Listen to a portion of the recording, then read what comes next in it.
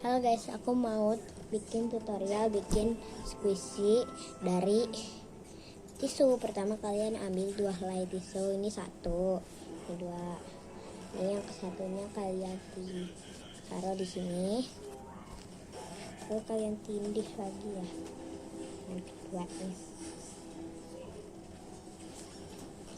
Oke, lalu ini kalian taruh lakronnya di tengah ya. Kalian lipat sampai jadi bulat ya. Ini gampang banget guys bikinnya, gampang, simpel dan gampang. Ntar ya, kalian harus pakai selotip di sininya nih. Aku pakai selotip dulu.